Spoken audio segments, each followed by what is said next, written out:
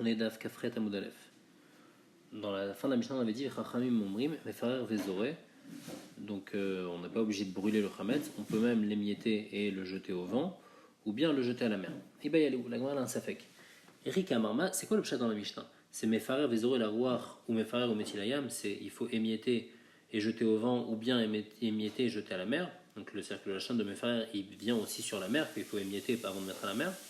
On dit maintenant, le pshat c'est Mefarer Vezoré la Rouar, qu'il faut émietter et mettre au vent. Maintenant, si on veut mettre à la mer, il n'y a pas besoin. À la mer, on peut mettre directement sans émietter. Donc, la question, c'est est-ce que le mefarer du début, de mefarer Vezoré la Rouar, est-ce qu'il revient aussi sur Metilaya?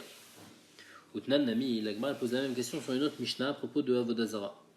Qui a Gamna. Là-bas, c'est écrit, Rabbi Yossi Omer, Shochek Vezoré la Rouar. Donc, de la Avodazara, il faut l'écraser. Là-bas, c'est une Avodazara en pierre ou en bois. Donc, on n'utilise pas la chaîne de mefarer. On parle de émietter, mais c'est un autre la chaîne puisque c'est en une autre matière. Et après il faut la jeter au vent ou bien metilayam. Et là-bas on a la même question. Rikama, shochek vezor la roar, veshochek ou metilayam. Est-ce que aussi avant de jeter à la mer il faut l'émietter? On dit ma shochek vezor la roar, aval metilayam bene. Ou bien non, peut-être que jeter à la mer, on peut directement jeter à la mer sans émietter. Amar Rabba dit mistavra. C'est logique de dire comme ça. Avodazara, puisque la avodazara là-bas il faut la jeter de l'ayam à melar kaazla, puisque là-bas on dit qu'il faut la jeter dans le yam, là-bas c'était le yam à melar. Alors, l'obae et shrika, il n'y a pas besoin de l'émietter. On peut la jeter directement telle quelle, puisque les bateaux, il n'y a pas de bateau sur la mer morte, et donc il n'y a pas de raison que les gens ils vont trouver là-bas la Vodazara, il n'y a pas de risque qu'ils vont la trouver là-bas, et donc il n'y a pas besoin de l'émietter. Chametz, par contre, Chametz des char neharot kazil. Le Chametz, où ici on parle dans notre Mishnah qu'on le jette à d'autres dans n'importe quel fleuve, et là-bas il y a des bateaux qui passent, alors là il y a un risque, après les gens du bateau ils vont le ramasser, ils vont le manger, donc c'est pour ça, Pierrot, alors là il faut l'émietter de peur que les gens, des juifs, ils l'attrapent et après ils le mangent pendant un Pessar Beshogeg. Ça c'est la chita de Rabba. Amar le Rav Yosef. Rav Yosef il dit à l'inverse, à Rabba, Ifra Mistavra. Avodazara delome misa be'eshrika, la avodazara qui est faite en métal. Alors elle va pas fondre dans l'eau, elle va pas se dissoudre dans l'eau. Et donc elle, il y aura besoin de l'émietter avant de la jeter dans l'eau. Alors que Chametz, le Chametz des mémis, que lui il va fondre, c'est-à-dire si on met un morceau de pain dans de l'eau, il va s'abîmer directement. Alors l'eau et Pierrot, il n'y a pas besoin de l'émietter puisque dès qu'on le met dans l'eau, déjà il est émietté. L'Agma dit Tanya Kavate de Rabba, Tanya Kavate de Rav Yosef. Il y a une braïta comme Rabba, il y a une braïta comme Rav Yosef. Tanya Kavate de Rabba, Ayal Malech Bamidbar, s'il était dans le désert, Ref Pesach, il a du Chametz, mais Farer Vezoré la Rouach, il l'émiette et il le jette au vent. Ayal Malech Basfina, s'il est en bateau, mais Farer ou Metilayam. Donc on voit que le Chametz, il y a besoin, avant de le jeter à l'eau, de l'émietter. Donc comme Rabba. Tanya Kavate de Rav Yosef, Ayal Malech Bamidbar, Shochek Vezoré la Rouach, Ayal Malech Basfina. La Avodazara, qu'est-ce qu'il faut faire? Shochek ou Metilayam. Donc on voit que la Avodazara, il y a besoin d'être Shochek la Avodazara avant de la jeter à la mer, comme Rav Yosef. La Gemara dit maintenant Shrika Kashia les Rabba, Pirou Kashia les Rav Yosef. La Braïta qui dit qu'il faut faire Shrika pour la Avodazara, c'est une question sur Rabba. Les filles Rabba, il n'y avait pas besoin de la Avodazara de l'émietter avant de la jeter dans la mer. Et les Pérou, ça va être une question sur Rav Yosef. Les filles Rav Yosef, le Chametz, il n'y avait pas besoin d'émietter avant de le jeter dans l'eau, puisque de toute façon il allait se dissoudre dans l'eau. La Gemara répond Shrika les Rabba lo Kasher. Les filles Rabba, c'est pas une question. Avant, on avait dit qu'il n'y avait pas besoin de Shrika les filles Rabba, c'était seulement dans Yamamelar, parce qu'il n'y avait pas de bateau qui passait là-bas. À l'Ishar Neharot, mais si jamais on jette la Vodazara dans les autres fleuves, alors là, il y a eu besoin d'écraser et d'émietter la Vodazara.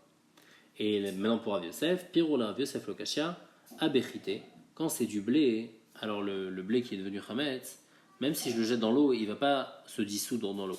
Donc là, il y a un risque qu'il y a quelqu'un d'autre qui le trouve et après il le mange. Et donc c'est pour ça que il faut l'émietter, il faut le casser avant de le jeter dans l'eau. À Benahama, mais le pain, il n'y a pas besoin de l'émietter parce que dès que je vais le mettre dans l'eau, déjà il va se dissoudre dans l'eau. Et donc c'est pour ça que la Braïta qui dit qu'il faut émietter, on parle dans le blé, mais dans le pain, Bémet, il n'y a pas besoin d'émietter. Donc ça c'est les deux avis qu'on a vus. Il y a Rabba et Rav Yosef. Est-ce qu'il faut émietter ou pas le pain avant de le jeter dans l'eau ou pas? La Mishnah dit Chametz shel nochi shavar alava pesach. Du Chametz d'un goy qui a passé Pesach, quand il était chez le goy, mutar be'ana, on a le droit d'en profiter après Pesach, il n'y a pas de problème. Par contre, chez l'Israël, si le Chametz d'Israël il est resté tout Pesach chez lui, il a surbana parce qu'il a écrit lo yireh lechaseor. On va expliquer que du fait qu'il a été ouvert sur lo yireh, alors Chachamim ils ont fait un knas qu'il ne faut pas profiter de ce Chametz là. Mané matnitin, comme qui va notre Mishnah, lo kerabiuda, lo kerabishimon, lo kerabiusaglili. Ça va ni comme Rabiuda, ni comme Rabbi Shimon, ni comme Rabbi Saglili dans la braïta qu'on va apporter tout de suite. Alors on va d'abord expliquer la braïta va être un peu longue, et après on va voir pourquoi ça ne va pas ni comme aucun des trois. Maï tetania, chametz, ben ifnezmano, ben achar zmano. Le chametz, donc avant son zman, c'est-à-dire à partir de la 6e heure, de la 7e heure, jusqu'à Pessah, ou bien la achar zmano après Pessah, au vert à lave belav. Si on le consomme, eh ben, on est au vert sur un lave, et c'est interdit de le manger. Si maintenant on le mange torzman, on le mange pendant Pessah, au vert à lave belav, à part le lave, il y a aussi karet, dit Rabbi Yehuda. Donc ça c'est Shitat Rabbi Yehuda, que déjà avant Pessah, de la 7e heure jusqu'au soir, et après Pessah, si on a mangé du chametz qui était gardé pendant Pessah, il y a un lave. Si pendant Pessah, alors si on le consomme pendant Pessah, c'est karet. Rabbi Shimon Omer, chametz yifnezman ou lachazman au vert à lave beloklum. Rabbi Shimon il dit qu'avant il n'y a aucun lave. Avant et après Pessah, il n'y a aucun lave. Donc avant Pessah de la 7e heure jusqu'au soir, et après Pessah du chametz et shavar lave à Pessah, il n'y a pas de lave. Et torzmano au vert à lave karet ou belave. Mais si c'est pendant le Pessah, alors là, tout le monde est d'accord qu'il va être hayav, karet, il va être hayav aussi dans lave. Il y a plusieurs chitotes dans les Rishonim, c'est quoi le pshat dans Rabbi Shimon quand il dit qu'à partir de la 6e heure, il n'y a pas de lave à Pessah. On peut manger ce chametz. C'est quoi? On peut vraiment manger. Il y en a des avis, ils pensent que Behemet Minatora, on peut manger. Chachamim, ils ont dit juste qu'il faut brûler. Il y en a qui pensent que Minatora, c'est interdit de manger, mais il n'y a pas de lave. Il y en a qui disent qu'il y a même un Isson Minatora de Hana, mais il n'y a pas de lave sur cette Hana. Et la Braïta, elle continue, elle dit Umisha, chez Asur Ba'achila, Asur Ba'ana. À partir du moment où on n'a pas le droit de manger, on n'a pas le droit de profiter aussi. La Gemara dit cette phrase-là, elle va selon Kiyatan et Tanakama, elle va selon Rabbi Yehuda, puisque c'est Rabbi Yehuda qui a dit qu'à partir de la 6e heure, il y a un lave qu'on n'a pas le droit de manger. Alors lui, il te dit qu'à partir du moment où il y a un lave qu'on n'a pas le droit de manger, tu n'as pas le droit aussi de profiter. La Braïta, elle continue, Rabbi Segli dit Omer, Tema latzmecha each chametz asur be'ana kol shiva. Rabbi Segli, il dit étonne-toi, parce que même le chametz, il n'est même pas asur pendant Pessah be'ana. Donc tu ne peux pas l'interdire avant Pessah ou après Pessah be'ana. Pendant Pessah, il n'est pas asur be'ana. Donc ça, c'est les avis. La Gemara maintenant elle explique. C'est d'où on sait qu'il y a un lave si quelqu'un il consomme du chametz à partir de la 6e heure. Chez Neymar, l'otochal à la chametz. Il y a écrit, la Torah a interdit de consommer du chametz à partir du moment où on fait la shrita du korban Pessah. À partir de quand on peut faire la shrita du korban Pessah? À partir de la 7e heure. Et donc à ce moment-là, il y a un issour de consommer du chametz. Ça c'est selon Rabbi Yehuda. Malo Rabbi Shimon, c'est pas ça le pshat. Le tochal à la chametz, toi tu me dis le tochal à la, il ne faut pas manger avec le pessar du chametz. Le pshat de alav, c'est pas le chametz, ça revient sur la matzah. Que quand tu manges de la matzah, il ne faut pas manger du chametz. C'est quoi le pshat de l'otochal à la? Au moment où tu as une obligation de manger de la matzah, à ce moment-là, tu n'as pas le droit de manger du chametz. Au moment où tu n'as pas d'obligation de manger la matzah, donc avant, à partir de la 6e heure, et non, à ce moment-là, tu n'as pas de issour de manger du chametz. Donc ça, c'est les Rabbi Shimon que le halav, il veut dire avec de la matzah. Les Rabbi Yehuda, le tochal halav, ça voulait dire le korban pessah, qu'au moment où on fait la shrita korban pessah, tu n'as pas le droit de consommer du chametz, donc déjà à partir de la 6e heure. Maintenant, la Gemara, elle explique plus le tam de Rabbi Yehuda. Maïtama de Rabbi Yehuda. Parce que Rabbi Yehuda va te dire Tlata Kraïktive. Il y a 3 psukim qui sont écrits dans la Torah à propos de l'interdiction de manger du chametz. Il y a écrit Lo Yachel Chametz, il y a écrit Kol Machametzet Lo Tochelu, et il y a écrit Lo Tochal Alav Chametz. À quoi ils servent ces 3 psukim? Alors, Chad, il vient m'apprendre Lifnezmano. Il vient m'apprendre avant Pessah qu'on n'a pas le droit de consommer du chametz, à partir de la 6e heure. Le Chad la Chazmano, il vient m'apprendre que du chametz shavar la Pessah il est interdit après Pessah. Vechad les Torzmano. Et il vient m'apprendre que pendant Pessah on n'a pas le droit de consommer du chametz. Ça, c'est Rabbi Yehuda. Rabbi Shimon. Qu'est-ce que Rabbi Shimon va faire avec ces 3 psukim? Alors, il va te dire Chad les Torzmano. Pour apprendre qu'on n'a pas le droit de manger du chametz pendant Pessah. De Kol Machmetzet, Mibayelek Detania. Maintenant, Kol Machmetzet, l'Otochelo, il va apprendre autre chose. Il va apprendre du fait qu'il est écrit dans la Torah Chametz, El, il a chez Chametz Melav. Seulement, si on a par exemple mélangé de la farine et de l'eau, et la pâte, elle a monté toute seule. Mais si c'est Mechamad Avar à faire, si la pâte, elle a monté grâce à autre chose, Minaïn, nous on sait que ça va être Assour aussi. Talmud Lomar, on a besoin d'apprendre du pasuk, Kol Machmet c'est l'Otochelo. Même si c'est monté par autre chose et pas de soi-même, et ben ça va être Assour. Et le troisième pasuk de l'Oyachel Chametz, qu'est-ce qu'il va l'utiliser? Mibaïl et Gdetania, il va l'utiliser comme Rabbi Segli, Omer, Minaïn et Pesach Mitzrayim Shem Chimutson Noeg Elayom Echad, dont on sait qu'à l'époque, à la sortie d'Égypte, le Issour de Chametz était seulement un seul jour, et pas comme nous maintenant, c'est pendant 7 jours, on n'a pas mangé du Chametz. Talmud Lomar, L'Oyachel Chametz, Ayom Atem Yotzim. On apprend l'Oyachel Chametz Ayom, donc à la sortie d'Égypte, c'était seulement le premier jour de Pessah qu'ils n'avaient pas le droit de manger du chametz. Donc ça, c'est ce que Rabbi Shimon il va faire avec les 3 psukim. Ve Rabbi Yehuda mechamad davar acham minale. Et Rabbi Yehuda, le chametz qui est monté à cause d'autre chose, d'où il va apprendre que c'est assour ba'achila. Puisque lui, il a déjà besoin du kol marchmetzet, on va apprendre que c'est assour de consommer après Pessah. Rabbi Yehuda va te dire, c'est vrai que marchmetzet, j'ai besoin pour autre chose. Mais la Torah, pourquoi elle utilise un lachon de marchmetzet? Machma que c'est devenu chametz grâce à autre chose. Donc de là, on apprend que c'est assour ba'achila, même si ce n'est pas devenu chametz par soi-même. Et des Rabbi Yossi Aglili, la dracha de Rabbi Yossi Aglili Minale, d'où il va apprendre que à la sortie d'Égypte, on pouvait consommer le chametz, on ne pouvait pas manger du chametz seulement le premier jour.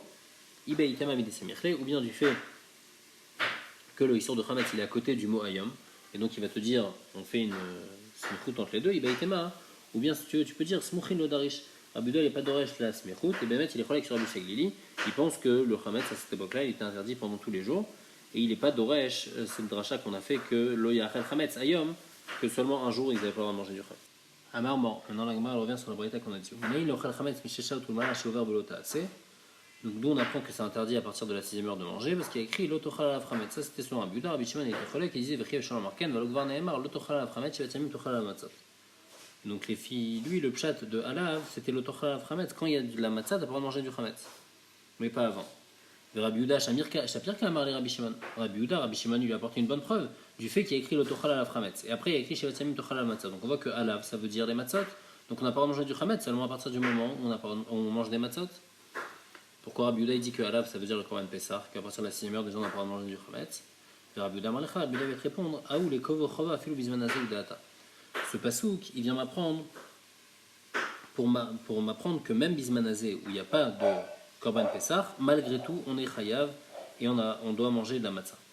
Et donc c'est pour ça qu'on a besoin du Hekesh entre matzah et chametz, que de la même manière que le chametz il est noeg bizmanazé, alors la matzah aussi elle est noeg bizmanazé, même s'il n'y a pas de Korban Pessah, il faut manger de la matzah. Rabbi Shimon et Kobochova Minale. Rabbi Shimon d'où il apprend que Bismanazé il faut manger de la matzah même s'il n'y a pas de Korban Pessah. Nafkale Baerev Tochelu. Il apprend du pasuk qui est écrit Baerev Tochelu qu'il faut manger des matzot. Rabbi Yehuda, et Rabbi Yehuda que lui il a déjà appris de Shivatzamim Tochal Matzot. Azmi Bayal, et pourquoi il va avoir besoin du pasuk de Baerev Tochelu Matzot? Il va besoin pour Tamé Veshaya Bederech Roka. Si à l'époque du Bet Hamikdash, quelqu'un qui est Tamé il n'apporte pas de Korban, ou bien quelqu'un qui est loin il n'apporte pas non plus de Korban, Pessah. J'aurais pu penser Sakada Khamina ou le Pessah lo yochal, puisqu'il ne va pas manger Korban Pessah, Matzah Maron Amil Onichol, alors de la Matzah et du Maror aussi il ne va pas manger. Kamashmalan que non, Kamashmalan que de Baerev Tochelu Matzot, j'apprends qu'il va être hayav de manger de la Matzah et du Maror. Et Rabbi Shimon il va te dire d'où il va apprendre Tamé Veshaya Bederech Roka, lo Yitzarek, il n'y a pas besoin d'un pasouk, de lo Garam Yarel ou Ben Necha, parce qu'ils ne vont pas être moins que celui qui n'est pas circoncis ou bien le Ben Necha. Que eux, ils sont pas obligés, ils peuvent pas manger du Korban Pessah. Quelqu'un qui est pas circoncis, il peut pas manger du Korban Pessah. Et malgré tout, il est obligé de manger de la matzah, comme c'est écrit, le kol harel lo yochal bo. On est d'oresh que le harel, il n'a pas le droit de manger bo, il n'a pas le droit de manger du Korban Pessah.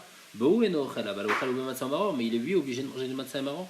Et donc le tamé et shaya bederech roka, on apprend déjà du harel que de la même manière que le harel, il mange pas de Korban Pessah, et malgré tout, il est obligé de manger de la matzah. Alors le Tamé et chez Bederech Roka aussi, il est chayav de manger de la matzah. Et donc c'est pour ça qu'il n'a pas besoin d'un passouk pour ça. Et donc il va apprendre de Baerev Tochelu Matzot qu'il faut manger de la matzah même de nos jours, bien qu'il n'y a pas de Korban Pessah.